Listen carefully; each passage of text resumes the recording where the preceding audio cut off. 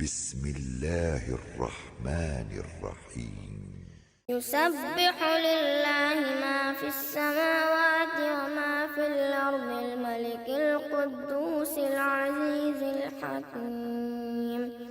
هو الذي بعث في الأميين رسولا منهم يتلو عليهم آياته ويزكيهم ويعلمهم الكتاب والحكمة وإن كانوا من قبل لفي ضلال مبين وآخرين منهم لما يلحقوا بهم وهو العزيز الحكيم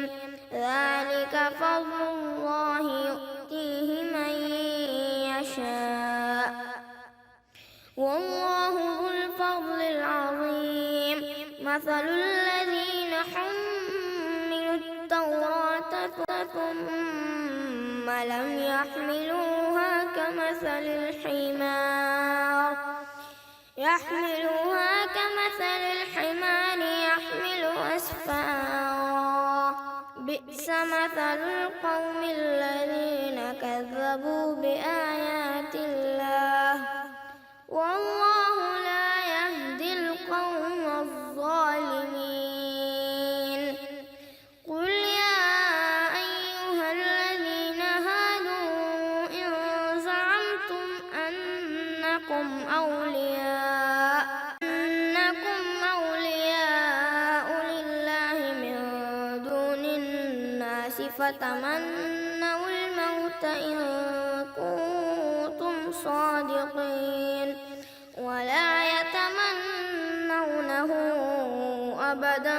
بما قدمت أيديهم والله عليم بالظالمين قل إن الموت الذي تفرون منه فإنه ملاقيكم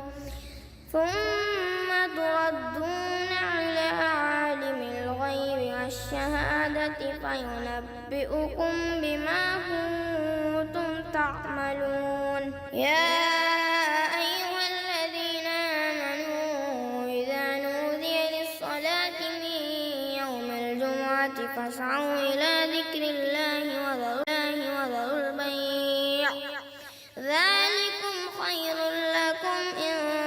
كنتم تعلمون فإذا قضيت الصلاة فانتشروا في الأرض وابتغوا من فضل الله واذكروا الله كثيرا لعلكم تفلحون وإذا رأوا تجارة أو لهوا انفضوا إليها وتركوك قائما قل ما عند الله خير